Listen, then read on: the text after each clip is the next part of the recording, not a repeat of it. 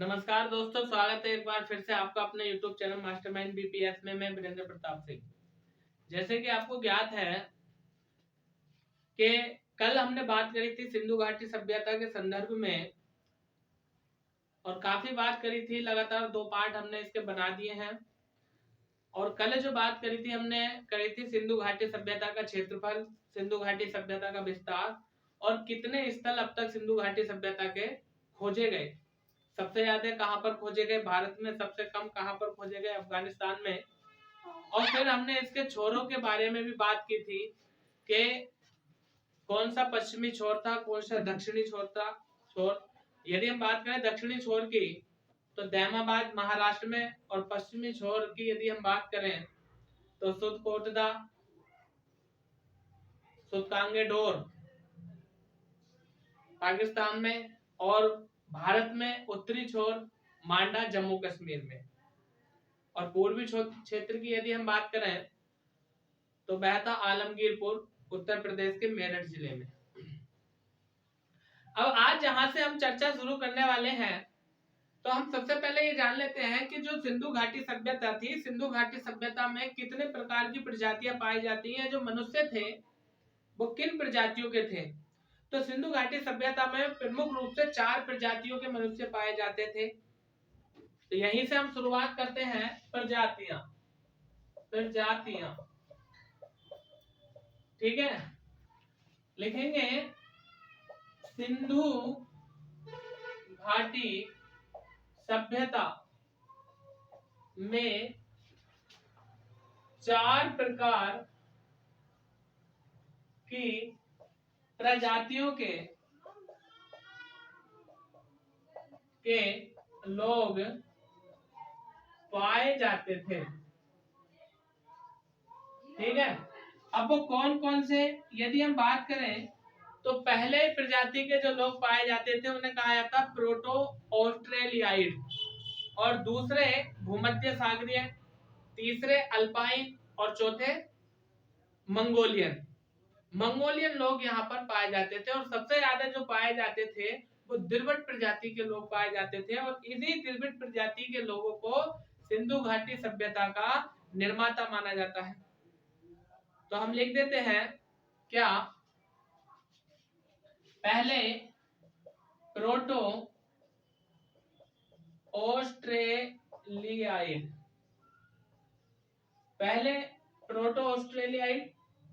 दूसरे भूमध्य सागरीय, और ये भूमध्य सागरीय जो थे वो द्रविड़ प्रजाति के थे। और तीसरे जो थे वह थे अल्पाइन, और चौथे मंगोलियन, ठीक है। तो प्रमुख रूप से ये 4 प्रकार की प्रजातियां पाई जाती थी सिंधु घाटी सभ्यता में।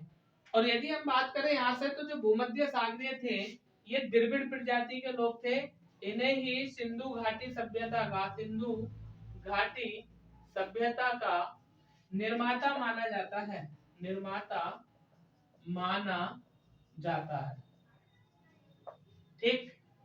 तो इसके बाद हम बात ये करते हैं कि जो हड़प्पा स्थल था इसके नाम पर भी सिंधु घाटी सभ्यता का नाम पड़ा। तो सिंधु घाटी सभ्यता को हम हड़प्पा सभ्यता भी कह देते हैं, क्योंकि सबसे पहले खोजा जाने वाला जो नगर था वह हड़प्पा ही था।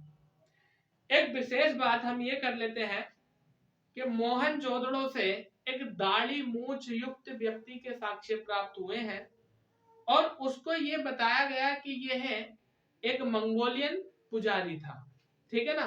तो इस बात को भी हम लिख लेते हैं।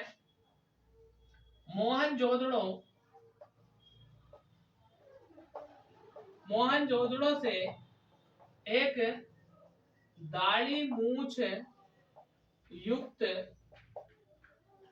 व्यक्ति के साक्ष्य का मतलब उसकी मूर्ति मिली थी, ठीक है, मिले हैं, ऐसा बताया जाता है कि यह एक मंगोलियन पुजारी था, पुजारी था।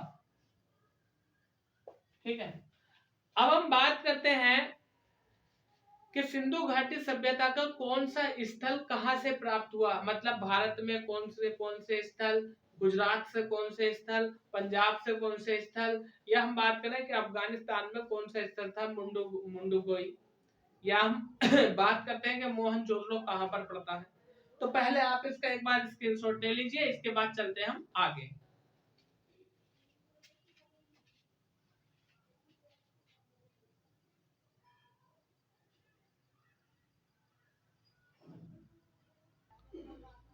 तो जैसे कि आप यहाँ पर देख पा रहे होंगे कि कौन सा पुरा स्थल किस क्षेत्र में था, या हम कह सकते हैं, इसको ऐसा समझ लीजिए, इधर लिखा पुरा स्थल का नाम और इधर लिखा क्षेत्र का नाम, क्या कि भैया जो अफगानिस्तान था, तो अफगानिस्तान के अंदर सिंधु घाटी सभ्यता के जो क्षेत्र थे वो दो स्थानों से प्राप्त हुए, एक मुंडीगोक और दूसरा सुरतकोई। तो आपसे ये भी पूछ सकता है कि मुंडीगोक सिंधु घाटी सभ्यता का स्थल कहां से प्राप्त हुआ या कहां पर पड़ता है, तो जो वर्तमान का अफगानिस्तान है वहां पर पड़ता है।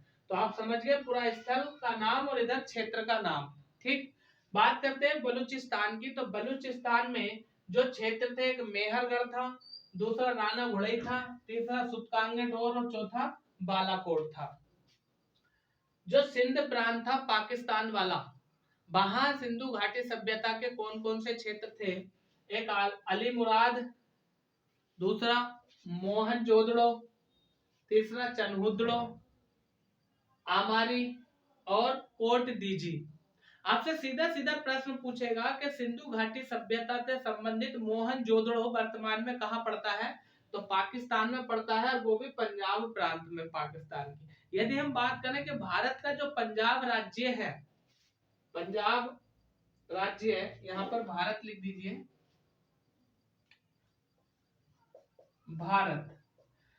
तो भारत का जो पंजाब है, सिंध प्रांत से ऐसे है, पाकिस्तान ही है ये भी, पाक। सिंध प्रांत, सिंधु नदी कहाँ पर बहती है, पंजाब में ज्यादा बहती है, वैसे तो हमारे भारत में भी है। फिर पंजाब बात कर रहा है पाकिस्तान वाला, तो वहां पर हड़प्पा, प्रश्न पूछेगा हड़प्पा नगर कहाँ पर पड़ता है, पाकिस्तान में, कौन से में, पंजाब प्रांत में। जलीलपुर, रहमान डेरी और डेरा इस्माइल खान। फिर हम बात करते हैं कि जो भारत वाला पंजाब है, वहां कौन कौन से क्षेत्र मिले सिंधु घाटी सभ्यता के, रोपड़, सांगोल, औचक, 86 और बाड़ा। फिर हम बात करते हैं कि जो हरियाणा है भारत का राज्य है, वहां पर कौन कौन से पुरास्थल किस क्षेत्र से प्राप्त हुए, तो कोनार, राखीगढ़ी, बनावली, भर्राना और मीताथल। तो यहाँ से सीधा प्रश्न ये पूछेगा कि बताइए हड़प्पा कहां पर पड़ता है, तो यहाँ पर आपको दिख रहा होगा, ये पाकिस्तान का जो पंजाब क्षेत्र है वहां पर पड़ता है। आपसे पूछेगा मोहनजोदड़ो कहां पर है, पाकिस्तान में। आपसे पूछेगा कि रोपड़ भारत के किस राज्य में पड़ता है, तो पंजाब में। राखीगढ़ी कहां पड़ता है, हरियाणा में। ठीक है, तो ये क्षेत्र पूछे जाते हैं। आप एक बार इसका स्क्रीनशॉट ले लीजिए, इसके बाद हम बात करते हैं आगे कि और कौन कौन से क्षेत्र सिंधु घाटी सभ्यता से संबंधित कहां पर प्राप्त हुए।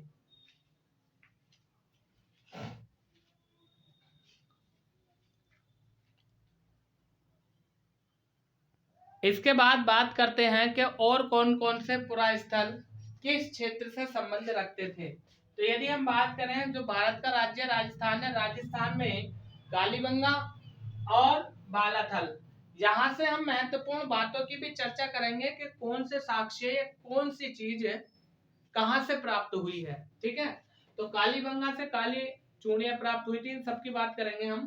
काले जले हुए चावल भी प्राप्त हुए। तो राजस्थान में कौन सा क्षेत्र था, कालीबंगा और एक बालाथल। फिर उत्तर प्रदेश की यदि हम बात करें तो आलमगीरपुर, जो कि सिंधु घाटी सभ्यता का पूर्वी बिंदु भी था। फिर बड़ा गांव और उल्लास। जम्मू कश्मीर की यदि हम बात करें तो मांडा क्षेत्र था, जो कि भारत में सिंधु घाटी सभ्यता का उत्तरी बिंदु था। गुजरात की यदि हम बात करें तो लोथल, धोलावीरा, रंगपुर, रोजदी, सुतकोतड़ा, प्रभात पत्तन और देसलपुर नागेश्वर।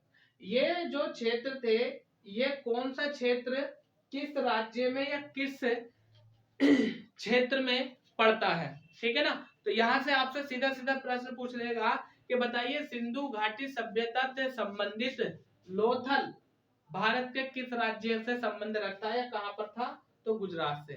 सीधा पूछ लेगा सिंधु घाटी सभ्यता से संबंधित आलमगीरपुर भारत के किस राज्य से संबंधित है? तो उत्तर प्रदेश से। एक बार आप इसका स्क्रीनशॉट लो और इसके बाद हम बात करते हैं कि सिंधु घाटी सभ्यता के अतीत के बारे में, कि इसको सबसे पहले किसने देखा, किसने खोजा, किसने खुदाई की, इन सारी बातों पर हम चर्चा करने वाले हैं। तो फटाफट स्क्रीनशॉट ले लीजिए इसका।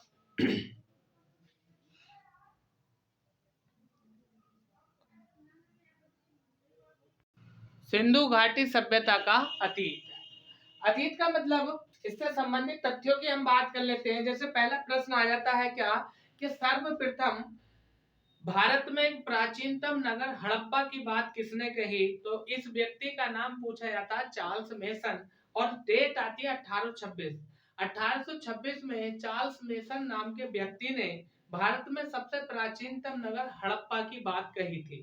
ठीक है, तो एक तो ये प्रश्न आएगा, हड़प्पा को किसने खोजा था? चार्ल्स मेसन ने। ठीक है, तो हम लिख सकते हैं पहला पॉइंट 1826 लिखेंगे। सर्वप्रथम चार्ल्स मेसन ने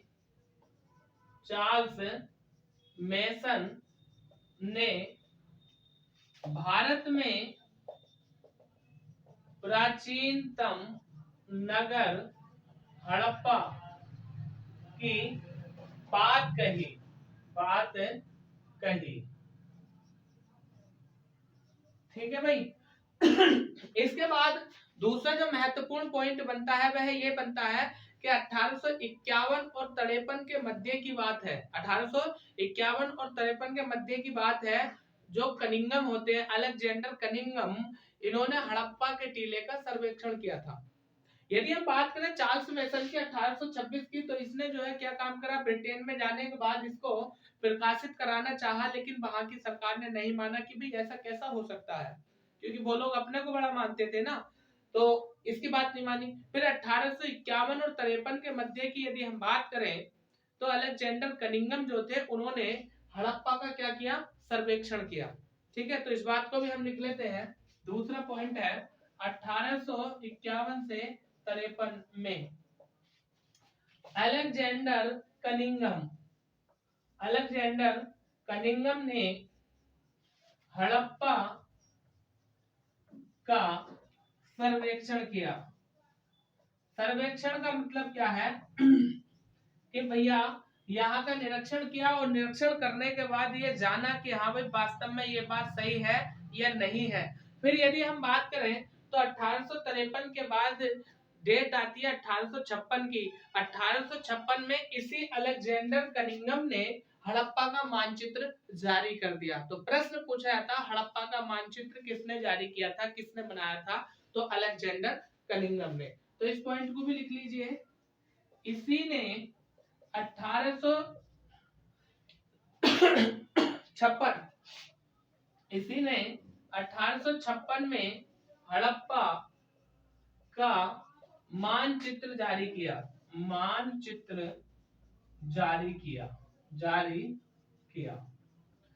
फिर अगला पॉइंट लिखेंगे नोट करके। यदि हम बात करें तो प्रश्न ये भी आ जाता है कि भारतीय पुरातत्व का जनक किसे माना जाता है? भारतीय पुरातत्व का जनक किसे माना जाता है? तो यही अलेक्जेंडर कनिंगम जो है, इसे भारतीय पुरातत्व का जनक माना जाता है। पुरातत्व का मतलब है पुराने तत्वों की खोज करना और उनका सर्वेक्षण करना।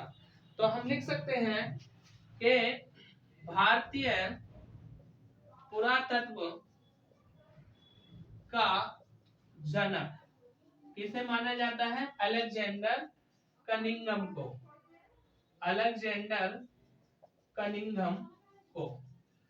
स्क्रीनशॉट लो इसका फटाफट।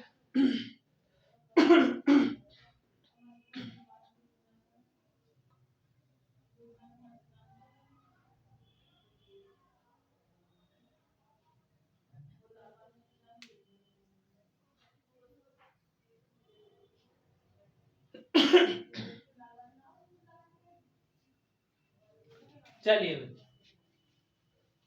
इसके बाद हम बात करते हैं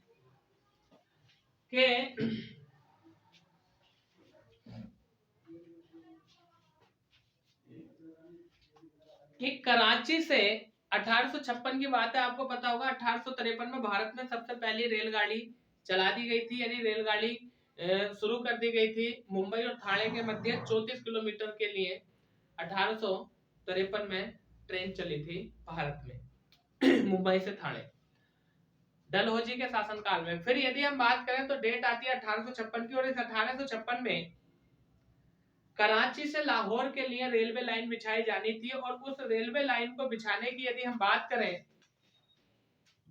तो यहाँ पर एक टीला था, यहाँ पर एक टीला था, और उस टीले की यदि हम बात करें तो यहाँ पर कुछ ईंटें प्राप्त हुई, और यहाँ पर इस टीले की खुदाई कराई जानी थी।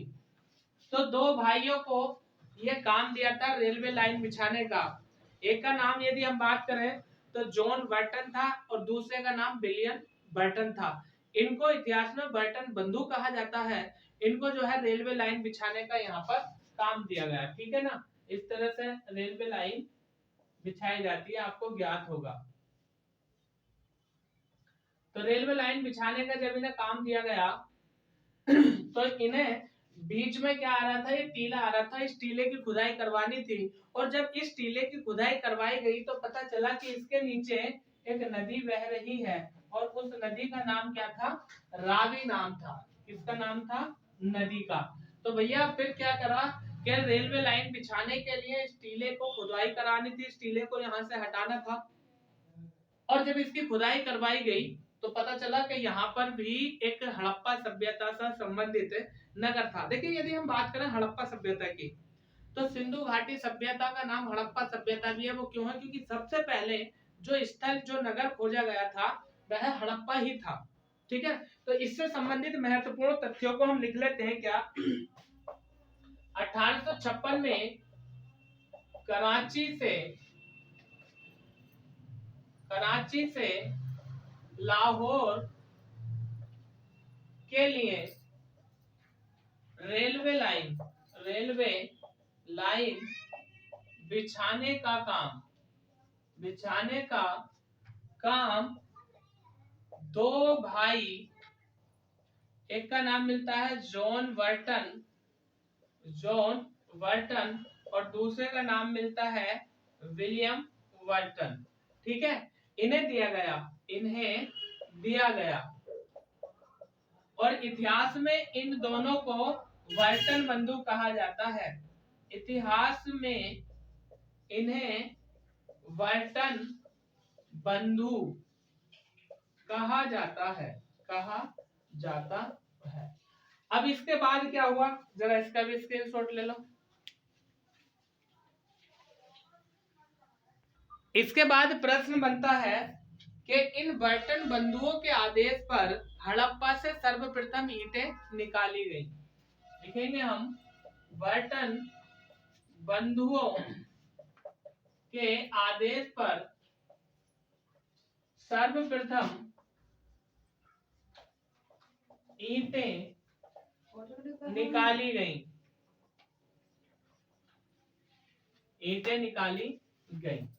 फिर इसके बाद क्या घटना घटित होती है, डेट आ जाती है 1899 से 1905 के मध्य की। 1899 से 1905 के मध्य की यदि हम बात करें तो उस समय भारत का जो गवर्नर जनरल था, यानी वायसराय बनकर आया था लॉर्ड कर्जन। तो जो लॉर्ड कर्जन था, इसके निर्देशन में जो है ना भारतीय पुरातत्व एवं सर्वेक्षण विभाग की स्थापना की गई। तो हम लिख सकते हैं 1899 से 1905, ठीक है, के मध्य गवर्नर जनरल, मैं ऐसा लिख देता हूं, गवर्नर जनरल यानी वायसराय कौन था, लॉर्ड कर्जन था। इसी के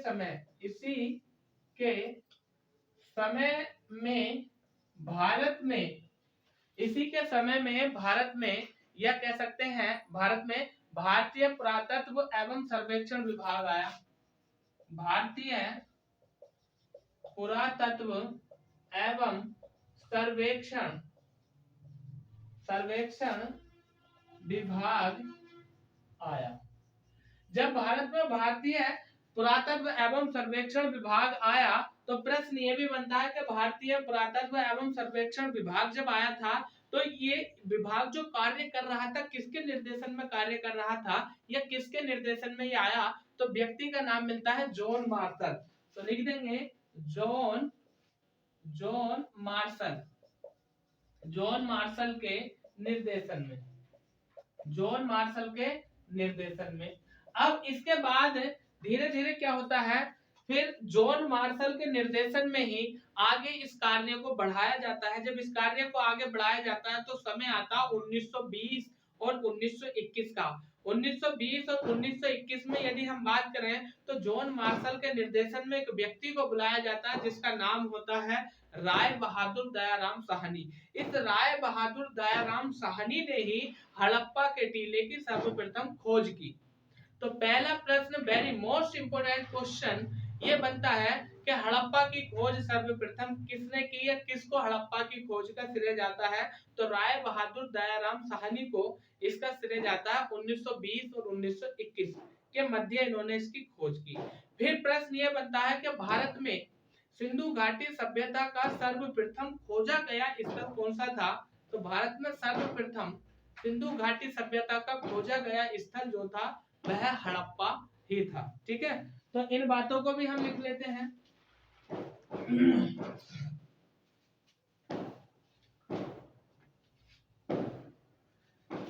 जॉन मार्शल के निर्देशन में जॉन मार्शल के निर्देशन में क्या हुआ, 1920 से 1921 के मध्य की बात है। 1921 में जॉन मार्शल के निर्देशन में एक व्यक्ति आया राय बहादुर दयाराम साहनी।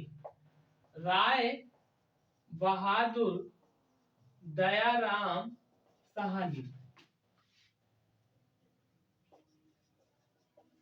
राय बहादुर दयाराम साहनी ने सर्वप्रथम हड़प्पा की खोज की। अब जब भैया हड़प्पा की खोज की तो अगला पॉइंट यहां से ये बनता है कि भारत में सिंधु सभ्यता का खोजा गया प्रथम स्थल कौन सा था, वह हड़प्पा था।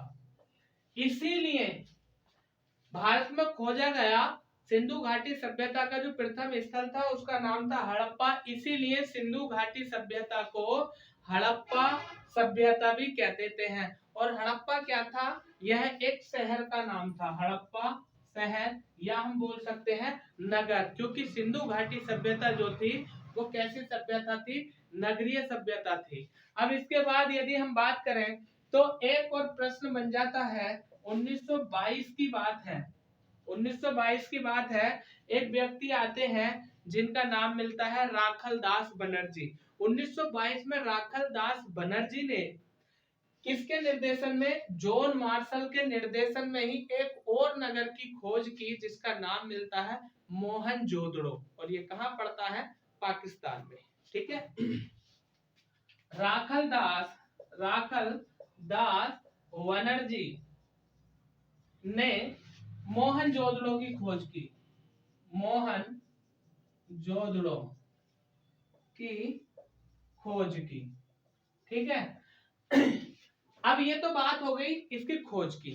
अब हम बात करते हैं कि भैया जो सिंधु घाटी सभ्यता है उसे सिंधु सभ्यता या सैंधव सभ्यता भी कह देते हैं, सिंधु घाटी सभ्यता भी कहते हैं, हड़प्पा सभ्यता भी कहते हैं। तो ये अलग अलग नाम पड़े कैसे और क्यों पड़े, इनके बारे में हम चर्चा कर लेते हैं। तो स्क्रीनशॉट ले लो फटाफट। हड़प्पा सभ्यता का नामकरण, तो देखिए यदि हम इसके हड़प्पा सभ्यता के नामकरण की बात करते हैं तो हमें एक तो नाम देखने के लिए इसका मिलता है, पहले नाम की यदि हम बात करें तो सिंधु सभ्यता नाम मिलता है इसका, सिंधु सभ्यता। फिर यदि हम बात करें दूसरे नाम की, तो सिंधु घाटी सभ्यता। सिंधु घाटी सभ्यता। तीसरा नाम जो हमें मिलता है वह मिलता है हड़प्पा सभ्यता। अब देखिए, सिंधु घाटी सभ्यता नाम क्यों पड़ा, इसके नामकरण की बात करते हैं। या तो हम हड़प्पा सभ्यता बोल देते हैं, सिंधु सभ्यता बोलते हैं, सिंधु घाटी सभ्यता बोल देते हैं। हड़प्पा सभ्यता तो हमने लिख लिया, और सिंधु के स्थान पे सैंडप भी बोल देते हैं, सैंडप सभ्यता। और इंग्लिश में इसे बोलते हैं Indus Valley civilisation. Indus Valley civilisation की यदि हम बात करें कि इसका नामकरण, तो पहले बात करते हैं कि सिंधु सभ्यता इसका नाम क्यों पड़ा। तो भैया जो जॉन मार्शल थे ना, इन्होंने इस सभ्यता को नाम दिया था सिंधु सभ्यता। और यहाँ पर एक नदी थी जिस नदी का नाम था सिंधु नदी। तो बात कर रहे हैं हम नाम सिंधु नदी, यानी सिंधु नदी के नाम पर इस सभ्यता का नाम सिंधु सभ्यता पड़ा। यदि हम बात करें कि कौन से व्यक्ति ने ये नाम दिया, तो जॉन मार्शल ने। जॉन मार्शल ने ये नाम दिया, जिसको हम बोल देते हैं क्या, सिंधु सभ्यता। और यदि हम बात करें नाम की कि ये नाम दिया कब था, तो 1924 और 1925 के मध्य की बात है। 1924 से 1925 के मध्य की बात है कि जो जॉन मार्शल थे, इन्होंने इसका नाम दिया था, क्या दिया था, सिंधु सभ्यता। फिर यदि हम बात करें तो जॉन मार्शल ने ही 1932 में इस सिंधु घाटी सभ्यता का प्रकाशन कराया था। और प्रकाशन किस न्यूज़पेपर में कराया था, द लंदन वीकली। ठीक है ना, इसका प्रकाशन इसी नाम से प्रकाशन, यानी प्रकाशन 1932 में the London weekly. London weekly ये किसका नाम है, ये समाचार पत्र का नाम है। ठीक है ना, इस नाम से इसे क्या कराया था, प्रकाशित कराया था। अब बात करते हैं कि जो सिंधु घाटी सभ्यता नाम था, ये नाम किसने दिया। तो एक व्यक्ति था जिसका नाम मिलता है रफीक मुगल। तो रफीक मुगल ने जो नाम दिया था, रफीक मुगल, ये व्यक्ति का नाम था रफीक मुगल ने सिंधु घाटी सभ्यता का नाम सिंधु घाटी सभ्यता दिया था। अब हम बात करते हैं कि इसका नाम हड़प्पा सभ्यता क्यों रखा गया। तो सिंधु घाटी सभ्यता हम आज भी बोल देते हैं, लेकिन पहला जो नाम था इसका सिंधु घाटी सभ्यता था। वर्तमान में जो प्रचलित नाम है इस सभ्यता का, वह है हड़प्पा सभ्यता। क्यों, क्योंकि जो सबसे पहले सिंधु सभ्यता का जो सबसे पहले स्थल खोजा गया था, वो निकला था हड़प्पा, और उसी के नाम पर इसका नाम रख दिया था हड़प्पा सभ्यता। ठीक है ना, तो लिखेंगे वर्तमान में प्रचलित, वर्तमान में प्रचलित नाम है ये। फिर यदि हम बात करें तो उत्खनित प्रथम स्थल, उत्खनित यानी खुदाई में जो खोदा गया प्रथम स्थल था, वह था हड़प्पा। इसलिए इसका नाम क्या रखा, हड़प्पा सभ्यता रखा। अब यहां से एक और महत्वपूर्ण प्रश्न क्या बनता है कि जो अलेक्जेंडर कनिंघम है, अलेक्जेंडर कनिंघम ने अपनी एक पुस्तक लिखी, और उस पुस्तक के द्वारा यह कहानी बताई गई क्या, कि यदि हम बात करें तो यहाँ पर एक राजा रहा करता था जिसका नाम हड़प्पा था। एक राजा राज करता था जिसका नाम हड़प्पा था, उसी के नाम पर इस सभ्यता का नाम क्या पड़ा, हड़प्पा सभ्यता पड़ा। अब मेरा आपसे एक प्रश्न है, वो प्रश्न क्या है कि आपको ये बताना है कि जो अलेक्जेंडर कनिंघम था, ये जो बात उसने अपनी पुस्तक में कही, उसकी पुस्तक का नाम बताओ। अलेक्जेंडर की पुस्तक का नाम, कनिंघम की पुस्तक का नाम बताओ, किस पुस्तक में ये बात कही थी। ठीक है, तो स्क्रीनशॉट ले लो। बात करते हैं अब आगे। अब हम बात कर लेते हैं सिंधु घाटी सभ्यता की, यानी हड़प्पा सभ्यता के कालक्रम की। कालक्रम, कालक्रम का मतलब क्या है कि भैया ये सभ्यता किस टाइम में प्रचलित थी। तो देखिए जो हड़प्पा सभ्यता थी यानी सिंधु घाटी सभ्यता थी, इस सभ्यता के जो निर्देशक थे उनका नाम था जॉन मार्शल। तो जॉन मार्शल के अनुसार जो टाइम बताया गया है इसका वो 3250 से लेकर के 2750 तक बताया गया था। तो सबसे पहले बात कर रहे हैं कि हड़प्पा सभ्यता के निर्देशक कौन थे। निर्देशक थे जॉन मार्शल। अब इस जॉन मार्शल के अनुसार जो टाइम था सिंधु घाटी सभ्यता का वो 3250 से 2750 3250 से 2750 ईसा पूर्व काल बताया गया। ठीक है ना, ईसा पूर्व। यानी जो सिंधु घाटी सभ्यता रही थी, हड़प्पा सभ्यता रही थी, तो वो अब से 3250 साल से लेकर के 2750 साल के मध्य रही थी। ईसा पूर्व का मतलब है ईसा मसीह से पहले की घटनाओं को ईसा पूर्व और उनके बाद की घटनाओं को ईसवी कहा जाता है। फिर यदि हम बात करें तो प्रश्न ये आता है, एक तो कालक्रम की बात ये होगी, दूसरी कालक्रम की यदि हम बात करें तो कार्बन डेटा पद्धति होती है। कार्बन डेटा पद्धति यानी CK14, इसके द्वारा जो हड़प्पा सभ्यता का काल बताया गया है वो 2350 से लेकर के 1750 बताया गया है और यही कालक्रम जो है प्रमाणित है, इसी को माना जाता है और यही पूछा जाता है ज्यादातर। तो हम लिख रहे हैं रेडियो कार्बन पद्धति, रेडियो कार्बन पद्धति CK14 के अनुसार कालक्रम और ये कालक्रम कितना था भैया, 2350 से 1750 के मध्य। और ये ही प्रमाणित है। प्रमाणित का मतलब यही ज्यादा पूछा जाता है। तो इस पर मैंने 2 राइट के निशान इसलिए लगा दिए हैं कि आपसे पूछेगा सिंधु घाटी सभ्यता का कालक्रम बताओ। तो क्या है भैया, ये 2350 से लेकर के 1750 ईसा पूर्व। और यदि पूछे कि जॉन मार्शल के अनुसार सिंधु घाटी सभ्यता का कालक्रम बताओ तो 3250 से लेकर के 2750 आपने इसका कालक्रम बताना है। फिर यदि हम बात करें तो एक प्रश्न ये आता है कि भैया जो बुक है NCERT, तो NCERT बुक में जो इसका कालक्रम दिया है वह दिया है 2500 से लेकर के 1800 ईसा पूर्व। इसे भी लिख लो, क्या पता NCERT के आधार पर पूछे लगे। नंबर 3, NCERT के आधार पर, ये बुक होती है NCERT की, ठीक है, के आधार पर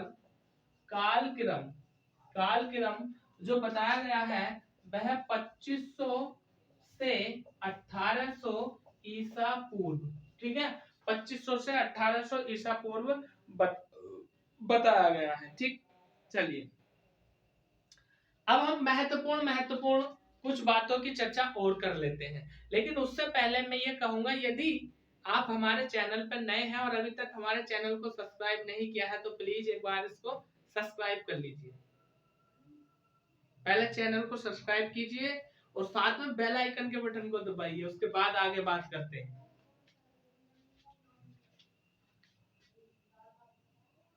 अब देखिए भैया, ये आपके ऊपर है, आपने सब्सक्राइब किया या नहीं किया आपको पता। मुझे वीडियो को लाइक करने से कोई मतलब है, आप लाइक करो या मत करो, पर एक सब्सक्राइबर और साथ में बेल आइकन।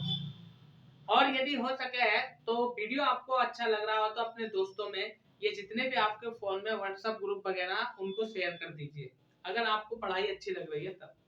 आगे महत्वपूर्ण बात हम ये कर लेते हैं, चाक निर्माण। जो कुम्हार का चाक होता है जिससे बर्तन बनाए जाते हैं, तो चाक निर्माण की देन की यदि हम बात करें तो वह सिंधु घाटी सभ्यता से ही मानी जाती है। फिर दूसरा प्रश्न के चाक निर्माण का जो प्रथम प्रयोग मिलता है वो ऋग्वेद में हमें देखने के लिए मिलता है। फिर इसके बाद हम बात करते हैं कि जो सिंधु घाटी सभ्यता में भवन बनते थे, इमारतें बनती थी, उनके लिए यदि भवन सामग्री जो मंगाई जाती थी वो बलूचिस्तान व गुजरात से मंगाई जाती थी। और प्रश्न आता है कि सिंधु घाटी सभ्यता की सबसे बड़ी इमारत जो थी वो कौन था, वो था लोथल का डाक यार्ड, या बोल सकते हो लोथल का बंदरगाह। फिर बात करते हैं कि भारत में सबसे बड़ा स्थल सिंधु घाटी सभ्यता से संबंधित कौन था। तो पहला नाम आया था धोलावीरा का, दूसरा नाम आ जाता है राखीगढ़ी का, और तीसरा नाम आ जाता है कालीबंगा का। तो इन महत्वपूर्ण बातों को हम लिख लेते हैं। पहला पॉइंट, चाक निर्माण की देन सिंधु घाटी सभ्यता की मानी जाती है, मानी जाती है या माना जाता है। और यदि हम बात करें कि चाक निर्माण का प्रथम प्रयोग जो मिलता है वो कहां पर मिलता है, वो ऋग्वेद में मिलता है, ऋग्वेद में मिलता है। फिर दूसरा प्रश्न ये बनेगा कि जो सिंधु घाटी सभ्यता थी इसकी सबसे बड़ी इमारत जो थी वो था लोथल का बंदरगाह, यानी सिंधु घाटी सभ्यता, एस सिंधु घाटी सभ्यता, या ये लिख दीजिए SGS, सिंधु घाटी सभ्यता की सबसे बड़ी इमारत क्या थी भैया, वह है लोथल का बंदरगाह, या हम बोल सकते हैं डाक यार्ड। और इसको एक और नाम दिया जाता है गोदीवाड़ा। ठीक है। फिर हम बात कर रहे हैं कि भारत में सिंधु घाटी सभ्यता के भारत में बड़े स्थल, जैसे कि अभी मैंने आपको बताया था कि सिंधु घाटी सभ्यता के भारत में सबसे बड़े स्थल, पहले का नाम धोलावीरा, दूसरे का राखीगढ़ी और तीसरे का कालीबंगा। यानी नंबर 1 धोलावीरा, नंबर 2 राखीगढ़ी, और नंबर 3 में यहाँ को लिख देता हूं कालीबंगा। फिर इसके बाद एक प्रश्न ये आता है कि भैया जो सिंधु घाटी सभ्यता थी इसके विनाश का कारण क्या था। तो देखिए विनाश के कारण कई कारण मिलते हैं, जिनमें एक प्रमुख कारण मिलता है बाढ़ का आना या जलवायु परिवर्तन का होना।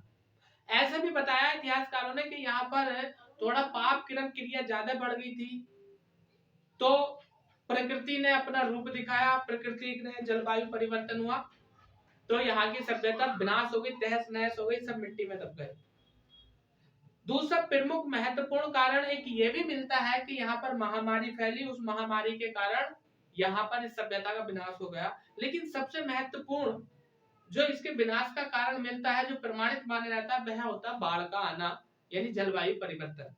कह सकते हैं कि आपको पता होगा रावी नदी के किनारे हड़प्पा बसा हुआ था और सिंधु घाटी सभ्यता का संबंध सिंधु नदी से था, तो इस नदी में बाढ़ आई और बाढ़ इतनी भयानक आई कि सबको तहस नहस करके चली गई, और जो इमारतें जो भवन थे वो सब टूटकर चकनाचूर होकर मिट्टी में दफन हो गए।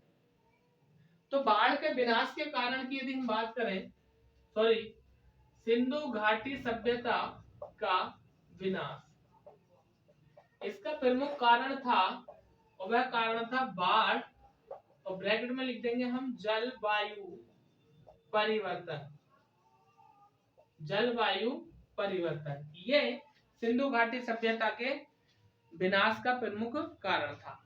अब अगले प्रश्न की यदि हम बात करें तो एक प्रश्न हमारा ये बनता है, स्क्रीनशॉट लेते रहो भैया, इसीलिए मैं साइड से हो जाता हूँ कि आप जल्दी से जल्दी स्क्रीनशॉट भी लेते रहे इसका। ठीक है। प्रश्न आता है कि भारतीय पुरातत्व विभाग की स्थापना कब हुई। तो भारतीय पुरातत्व विभाग की जो स्थापना हुई थी वह 1861 में हुई थी, और किसके निर्देशन में हुई थी, अलेक्जेंडर कनिंघम के निर्देशन में। यानी भारतीय, यहाँ को लिख देता हूं, भारतीय पुरातत्व विभाग की स्थापना 1861 में, और ये 1861 में जो हुई थी किसके निर्देशन में हुई थी, कनिंघम के। ठीक है, यहाँ पर लिख रहा हूं कनिंघम, और कनिंघम ही जो थे इसके पहले महानिदेशक भी बने थे। ठीक है ना। फिर यदि हम बात करें तो एक प्रश्न ये भी आ जाता है कि जब भारतीय पुरातत्व विभाग की स्थापना हुई थी तो इस समय भारत का गवर्नर कौन था। भारत का गवर्नर जनरल जो था वो लॉर्ड कैनिंग था। ठीक है, 1861 की बात यहाँ पर लिख रहा हूं भैया, लॉर्ड कैनिंग। फिर एक प्रश्न ये आ जाता है यहाँ से क्या जो भारतीय पुरातत्व विभाग है इसकी स्थापना हो गई 1861 में। अब देखो नाम देखो, भारतीय पुरातत्व विभाग, लेकिन समय आया 1904 का। 1904 में इसके नाम में परिवर्तन कर दिया। अभी नाम क्या है? भारतीय पुरातत्व विभाग, लेकिन 1904 में इसका नामकरण कर दिया। और नामकरण की यदि हम बात करें तो इसका नाम रखा गया भारतीय पुरातत्व एवं सर्वेक्षण विभाग। ठीक है, किसके समय में? लॉर्ड कर्जन के समय में। तो यहां पर लिख रहा हूं 1904 में नाम क्या रखा? नाम भारतीय पुरातत्व एवं सर्वेक्षण विभाग। भारतीय पुरातत्व एवं सर्वेक्षण विभाग नाम रखा 1904 में। और इस समय जो भारत का गवर्नर था उसका नाम था लॉर्ड कर्जन। ठीक है, उसका नाम था लॉर्ड कर्जन। और यदि हम बात करें तो इस भारतीय एवं पुरातत्व विभाग का जो प्रथम निर्देशक बताया गया वह बताया गया था जॉन मार्शल को। यानी प्रथम निर्देशक जो थे इसके जॉन मार्शल थे। कहां पर लिखूं? चलो शायद यहाँ पर दिख रहा होगा तो मैं यहीं पर लिख देता हूं प्रथम निर्देशक। प्रथम निर्देशक जो थे वो जॉन मार्शल थे। अगर नहीं दिख रहा हो तो मैं बोल रहा हूं कि भारतीय पुरातत्व एवं सर्वेक्षण विभाग, भारतीय पुरातत्व एवं सर्वेक्षण विभाग का प्रथम निर्देशक जो थे वो जॉन मार्शल थे। अब देखिए एक और महत्वपूर्ण बात, जो रेडियो कार्बन डेटा पद्धति होती है इसकी खोज किसने की? वेरी मोस्ट इंपोर्टेंट क्वेश्चन के रेडियो कार्बन पद्धति इसकी खोज किसने की? तो विलियम हिक्की नाम मिलता है। विलियम एफ हिक्की या नाम मिलता है विलियम एफ लिब्बी। ठीक है, तो कहां पर लिखूं? चलो इसको साफ कर देता हूं थोड़ा सा, स्क्रीनशॉट ले लो इतने जल्दी से फटाफट। चलिए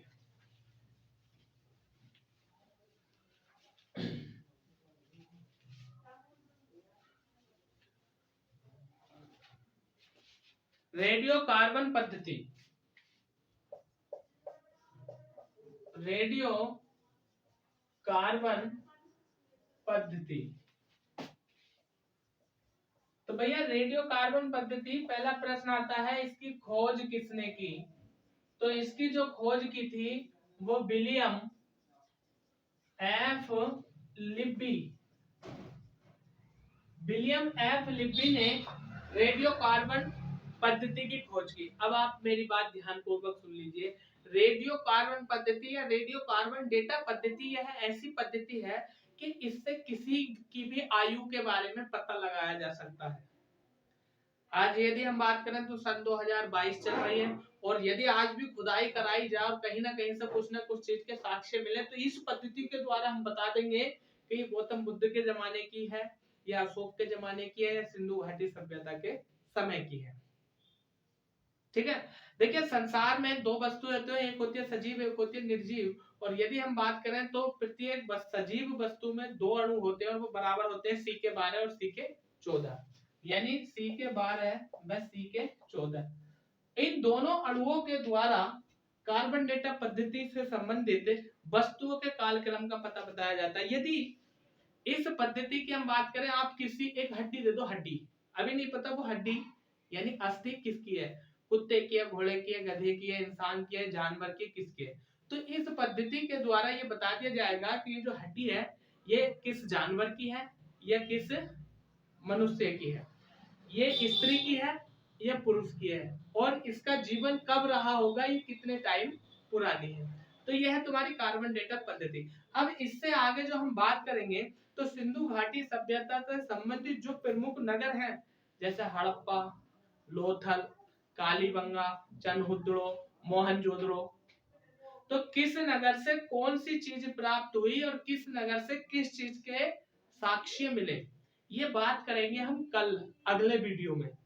ठीक है, ये बात करेंगे हम नेक्स्ट वीडियो में। आज के लिए इतना ही। चैनल को सब्सक्राइब कर दो, साथ में बेल आइकन का बटन भी दबा दो और अपने दोस्तों में वीडियो को शेयर भी कर दो। बने रहिए हमारे साथ अपनी जिगरी क्लास में। कल फिर मुलाकात होती है, तब तक के लिए एकदम शानदार जबरदस्त जिंदाबाद। तो जय हिंद दोस्तों।